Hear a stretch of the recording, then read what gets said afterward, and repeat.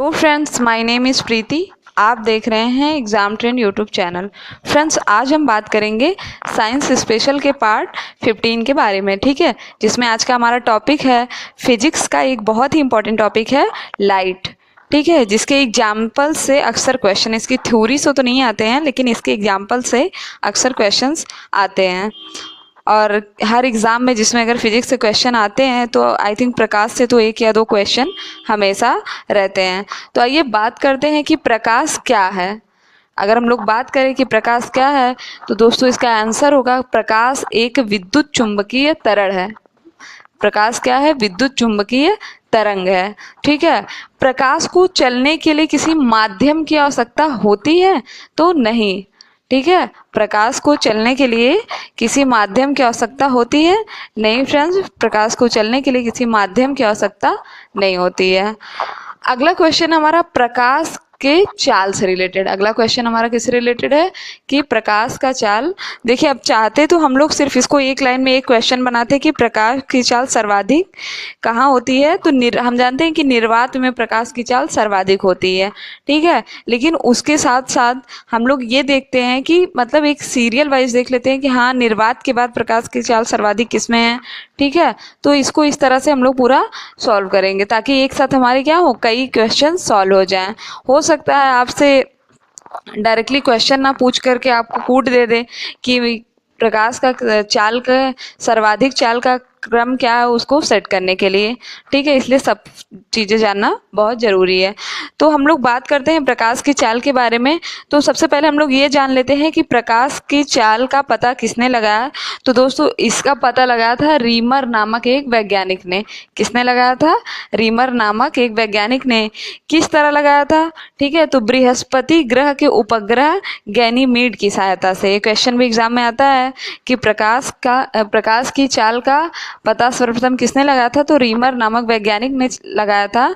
किसकी सहायता से? तो बृहस्पति ग्रह के उपग्रह गैनीमीड की सहायता से, ठीक है। तो आइए अब हम लोग बात करते हैं प्रकाश की चाल के बारे में। हम जानते हैं कि प्रकाश की चाल सर्वाधिक किसमें है? तो निर्वात में। निर्वात में प्रकाश की चाल सर्वाधिक है। अगर हम लोग बात करें कि कितनी है तो यह है 3 × 10⁸ मीटर प्रति सेकेंड, या हम कह सकते हैं 3 लाख किलोमीटर प्रति सेकेंड। एक सेकेंड में कितना? 3 लाख किलोमीटर की दूरी प्रकाश द्वारा तय की जाती है। दोस्तों इसी के साथ एक क्वेश्चन और देख लेते हैं कि सूर्य का प्रकाश पृथ्वी में आने में कितना समय लगता है। सूर्य के प्रकाश को पृथ्वी पे आने में 8 मिनट 22 सेकेंड लगता है। कितना लगता है? 8 मिनट 22 सेकेंड। तो जहाँ पे 8 मिनट 22 सेकेंड का ऑप्शन ना हो वहाँ हम लोग क्या क्लिक करते हैं? 8 मिनट को ही टिक करते हैं।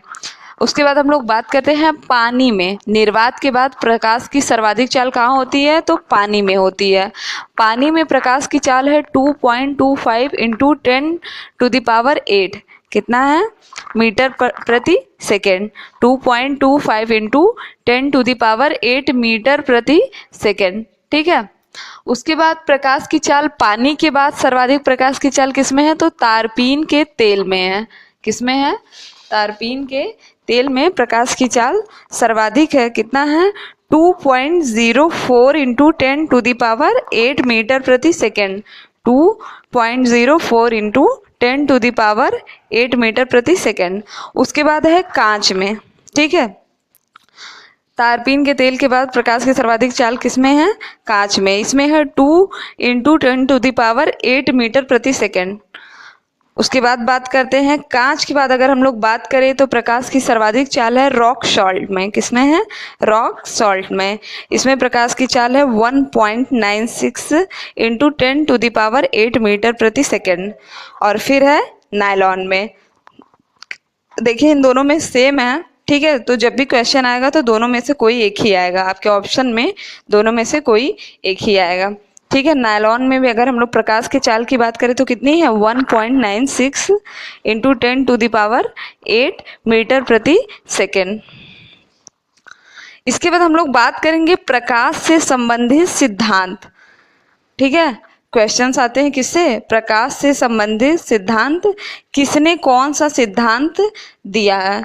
तो देखते हैं प्रकाश से संबंधित सिद्धांतों के बारे में।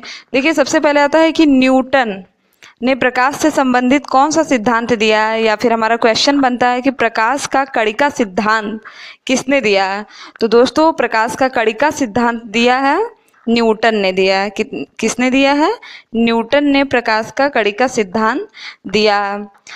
दूसरा हमारा इम्पॉर्टेंट क्वेश्चन है, ठीक है। सबसे इम्पॉर्टेंट क्वेश्चन क्या है? हाइगेंस और मैक्स प्लांट।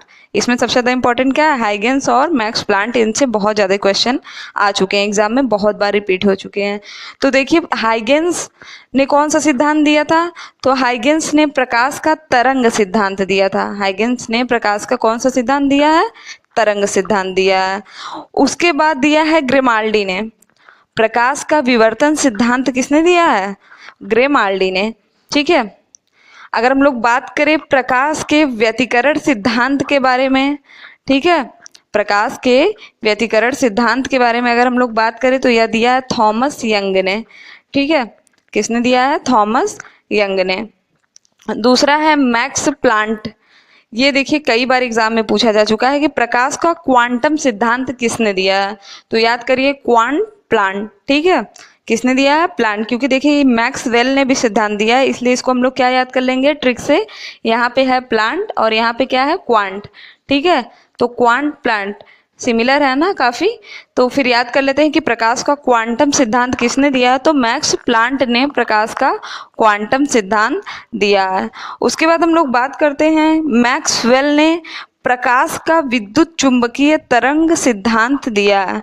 मैक्सवेल ने प्रकाश का विद्युत चुंबकीय तरंग सिद्धांत दिया है। बाद में बात आती है आइंस्टीन की। तो आइंस्टीन ने सिद्धांत कौन सा दिया? प्रकाश का विद्युत चुंबकीय तरंग फोटॉन सिद्धांत। किससे संबंधित है? फोटॉन सिद्धांत। आइंस्टीन का मानना था कि प्रकाश क्या है?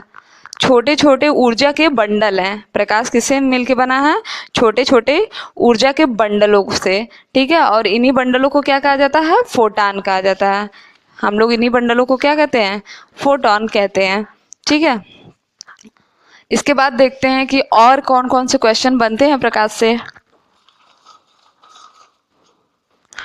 तो देखिए इसके बाद हम लोग पढ़ेंगे प्रकाश के परावर्तन, ठीक है। प्रकाश के परावर्तन।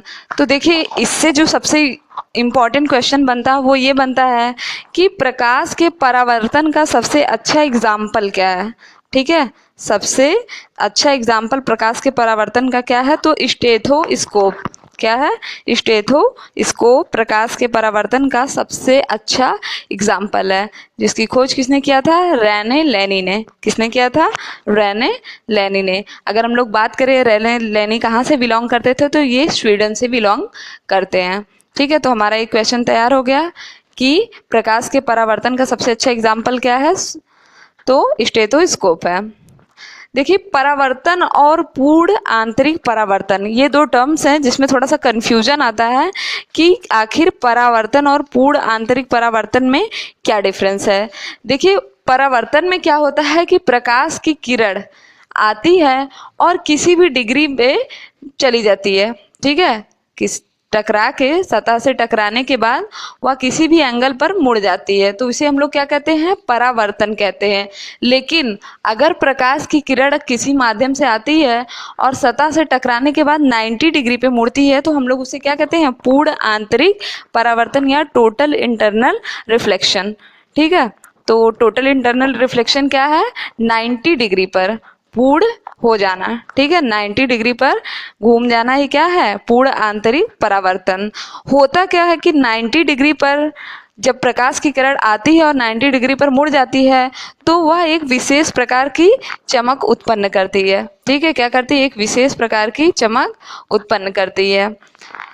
तो उस विशेष चमक को कहाँ कहाँ से उत्पन्न होती है इसके बारे में हम लोग देख लेते हैं, जिससे अगर हमें पूरी थ्योरी ना याद हो तो एटलीस्ट इतना तो याद हो कि हम अपना क्वेश्चन सही कर लें, ठीक है। हमें क्या करना है? हमें अपना क्वेश्चन सही करना है। हमें पूरा फिजिक्स नहीं पढ़ना है, फिजिक्स पूरा पढ़ना हमारा काम नहीं है। हमें क्या करना है? हमें स्कोर करना है। तो बात करते हैं यह विशेष चमक देखो उत्पन्न होती है चिकनी सतह से या सफ़ेद रंग से। जो ये विशेष चमक जो पूर्ण आंतरिक परावर्तन होती है वह इन दोनों चीज़ों से उत्पन्न होता है। अब सबसे पहले हम लोग बात करते हैं इसके एग्जाम्पल की। तो देखिए इसका एग्जाम्पल क्या है? हीरे का चमकना, क्या है? हीरे का चमकना। हम जानते हैं हीरा कैसा होता है? सफेद होता है। उसके बाद है रेत का चमकना। ठीक है, क्या है हमारा अगला? रेत का चमकना। दोस्तों एक बहुत ही अच्छा एग्जाम्पल आता है इसका एग्जाम में, मृग मरीचिका क्या है? मृग मरीचिका क्या है? तो दोस्तों यह रेगिस्तान में पानी का भ्रम होना ही क्या है? मृग मरीचिका। हम जानते हैं कि जो रेत होती है, रेत में वाइट पार्टिकल्स पाए जाते हैं। ठीक है, तो जब उस पर प्रकाश पड़ता है, सूर्य का प्रकाश उस पर पड़ता है, तो वह एक विशेष चमक उत्पन्न हो करती है, जिससे लोगों को ये लगता है कि रेगिस्तान में पानी है, रेगिस्तान में पानी होने का भ्रम होता है। उसी को क्या कहते हैं? मृग मरीचिका कहते हैं। ठीक है, दूसरा है तारकोल का चमकना। अब आप लोग कहेंगे तारकोल तो वाइट नहीं है, ठीक है, तो फिर ये कैसे पूर्ण आंतरिक परावर्तन का उदाहरण है? दोस्तों वाइट तो नहीं है, लेकिन इसकी सतह कैसी होती है? तारकोल की सतह कैसी होती है? चिकनी होती है। ठीक है, तो इसलिए तारकोल का चमकना क्या है? प्रकाश के पूर्ण आंतरिक परावर्तन का एग्जाम्पल है। उसके बाद है बर्फ का चमकना। ठीक है, उसके बाद है पानी का चमकना और ऑप्टिकल फाइबर। ठीक है, ये प्रकाशिक तंतु जो होता है, आप लोग देखे होंगे कि अक्सर हम लोग बाहर देखते हैं, रोड पे लोग बनाते हैं, एक केबल होती है और उसको उसमें से लाइट निकलता है। ठीक है, अंधेरे में उस केबल से क्या निकलती है? लाइट निकलती है। ठीक है, वो चमकती है। तो उसमें होता क्या है? देखिए ये दो वायर रहते हैं। ठीक है, एक वायर रहता है और उसमें जब प्रकाश भेजा जाता है, ऊर्जा भेजी जाती है, तो वह तुरंत 90 डिग्री पर, और इसकी स्पीड क्या होती है? 3 लाख मीटर प्रति सेकंड। ठीक है, 3 लाख किलोमीटर प्रति सेकंड, और यह इसी स्पीड से जाती है। इसलिए हम लोग क्या करते हैं? ऑप्टिकल फाइबर का प्रयोग करते हैं। ठीक है, उसके बाद है हमारा इंडोस्कोपी। पूर्ण आंतरिक परावर्तन भी किसका है? इंडोस्कोपी। इंडोस्कोपी में अगर हम लोग बात करें, इसमें होता क्या है? तो दोस्तों इसमें होता ये है कि शरीर के आंतरिक भागों का निरीक्षण किया जाता है। ठीक है, तो यह किसका एग्जाम्पल है? पूर्ण आंतरिक परावर्तन का एग्जाम्पल है। अब इसके साथ कुछ और क्वेश्चन देख लेते हैं। अरिस्कोप, अरिस्कोप, इससे किसका किसका निरीक्षण किया जाता है? तो कान का किया जाता है। आरिस्कोप से किसका किया जाता है? कान का निरीक्षण किया जाता है। ठीक है, ये मशीन आती है। उसके बाद है गैस्ट्रोस्कोप। गैस्ट्रोस्कोप, इससे किसका निरीक्षण करते हैं? तो पेट का निरीक्षण करते हैं। और थर्ड है हमारा ब्रोंकोस्कोप, इससे गले और फेफड़ों का निरीक्षण करते हैं। ठीक है, तो इन शॉर्ट इंडोस्कोपी में किसका प्रयोग किया जाता है? तो पूर्ण आंतरिक परावर्तन के द्वारा इंडोस्कोपी यंत्र काम करता है। ठीक है, नेक्स्ट हम लोग बात करते हैं प्रकाश के अपवर्तन से। ठीक है, तो प्रकाश के अपवर्तन का अगर हम लोग एग्जाम्पल पढ़े तो क्या होता है? जब प्रकाश की किरण सघन माध्यम से विरल माध्यम में प्रवेश करती है, तो वह अपने मार्ग से विचलित हो जाती है। ठीक है, तो यही क्या है? प्रकाश का अपवर्तन है। अपने माध्यम से विचलित, मार्ग से विचलित हो जाना ही क्या है? प्रकाश का अपवर्तन है। तो देखिए इसको जो अगर हम लोग याद करें, अपनी भाषा में याद करें, तो यह एक भ्रम है, क्योंकि इसके जितने भी एग्जाम्पल हैं, वो जो एग्जाम्पल होते हैं वो हमें दिखते किसी और तरह से, मतलब जो होता है वो दिखता नहीं, और जो है वो हमें नहीं दिखता है। ठीक है, तो बात करते हैं जैसे देखिए तारों का टिमटिमाना। तो देखिए हम सभी जानते हैं कि तारे नहीं टिमटिमाते हैं।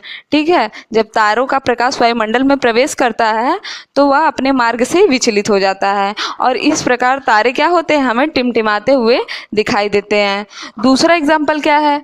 पानी में डूबे हुए सिक्के का ऊपर की ओर उठा दिखना। हम जानते हैं कि पानी में जो सिक्का है, अगर ये बाल्टी है, इसमें हम लोग सिक्का डालेंगे तो सिक्का का वेट जो होगा वो तो उसे तली में ले जाएगा ना।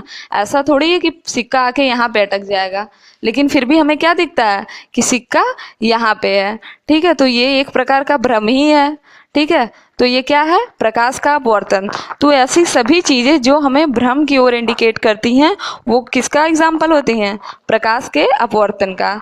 इसी के साथ देख लेते हैं पानी में डूबी छड़ का टेढ़ी मेढ़ी दिखाई देना।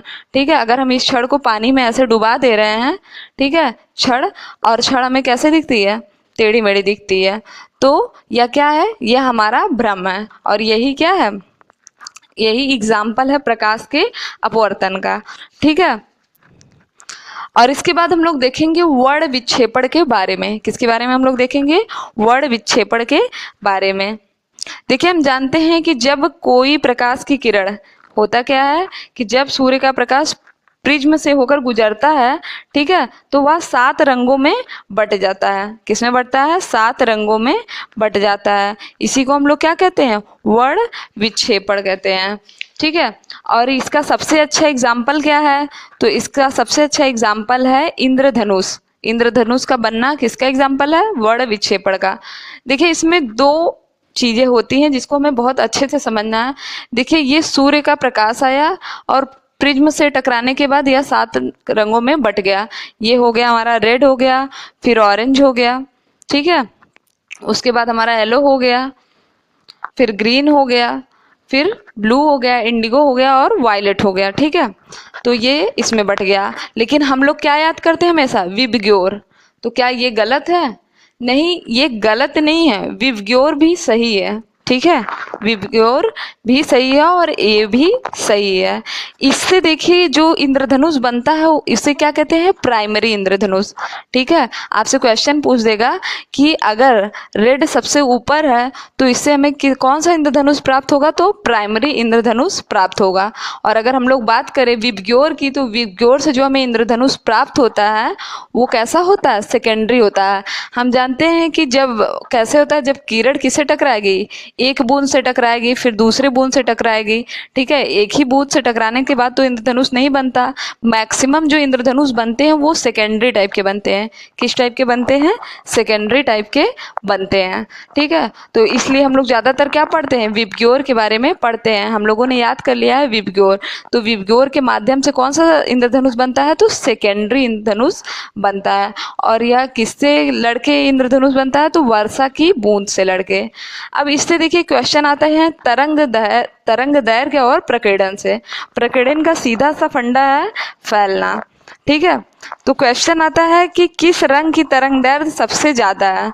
अगर हम लोग तरंग दैर्घ्य की बात करें तो देखिए विबग्योर को आप उल्टा लिख दीजिए तो रेड का तरंग दैर्घ्य सबसे ज्यादा होता है, और जिसका तरंग दैर्घ्य सबसे ज्यादा होगा उसका प्रकीर्णन सबसे कम होगा, ठीक है।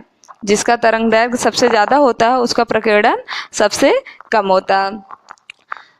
तो प्रकीर्णन का अगर हम लोग देखा जाए तो प्रकीर्णन के मामले में हम लोग किसको याद करेंगे? विबग्योर को याद करेंगे। और तरंग दैर्घ्य वाली जो चीजें होती है हमें दूर से अस्पष्ट दिखाई देती हैं, ठीक है।